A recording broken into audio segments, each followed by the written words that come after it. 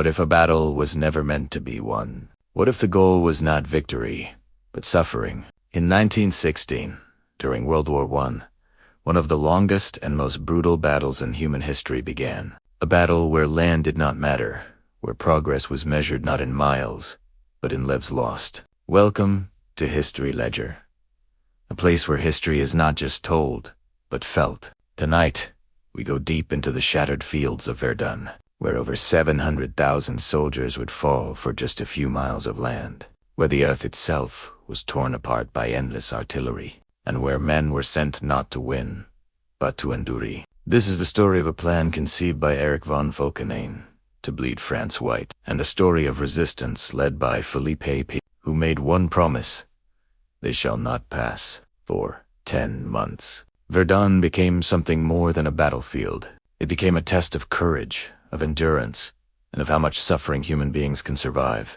So dim the lights, and step into the silence before the storm, because what you are about to witness is not just history, it is one of the darkest chapters ever written by war. In 1916, in the frozen heart of World War I, German Chief of Staff Erich von Falkenhayn believed the war could not be won with a single decisive victory. Instead, he believed it could be won by forcing the enemy to bleed until there was nothing left. He chose his target carefully, not because it was weak, but because it was sacred.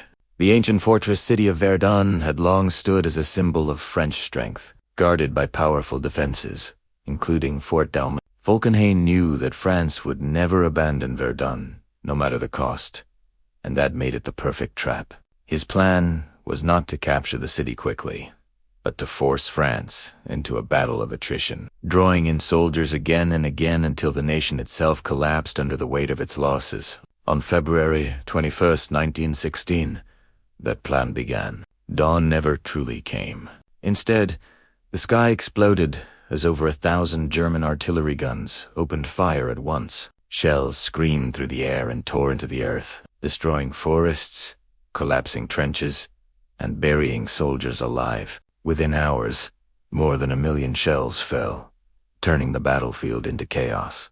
Entire units vanished before they ever saw the enemy. When the German infantry advanced, they expected little resistance, but deep within the shattered trenches, French soldiers were still alive. Broken and terrified, they fought back. Within days, Fort Douaumont fell to German forces, a shocking blow that should have broken France. But instead of collapsing, France responded by sending more men again and again, because Verdun was not just a battlefield. It was pride, memory, and identity. Behind the front lines, a constant flow of soldiers and supplies moved along a single lifeline known as the Sacred Way, where every moment brought reinforcements forward and carried the wounded back. Falkenhayn watched as his plan unfolded, believing France was slowly being drained of its strength. But there was one thing he could not measure: the human will to endure. And so Verdun became not just a battle, but a test of how much suffering a nation could survive. By the spring of 1916, Verdun was no longer a battlefield. It had become a machine that consumed men slowly and without pause. After the fall of Fort Douaumont, the German advance seemed unstoppable, but the French did not break.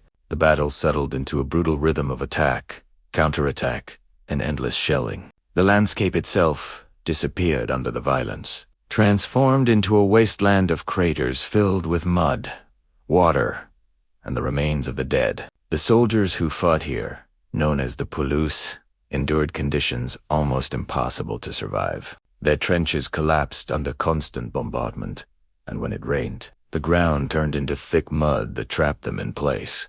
Disease spread, exhaustion grew, and the sound of artillery never stopped. Day and night, shells fell without warning, creating a constant tension that broke both body and mind. Many soldiers suffered from what we now call shell shock, trembling uncontrollably or falling into silence, unable to function. Told Verdun, France, turned Philippe Pétain, who introduced a system of constant troop rotation, ensuring that soldiers were not completely destroyed before being replaced. Nearly 70% of the entire French army would pass through Verdun, carried to the front along the Sacred Way, a narrow road that became the lifeline of the battle. Trucks moved day and night, bringing fresh troops forward and carrying the wounded back, never stopping even under fire. Meanwhile, the fighting intensified. Villages were destroyed repeatedly until nothing remained. And at Fort Vaux, French soldiers held out in darkness without water, resisting until they could physically fight no longer. Verdun became a battle not of strategy, but of endurance, where survival was the only goal. The Germans continued their assaults, and the French answered with equal determination. Falkenhayn's plan to bleed France was working, but not as he expected.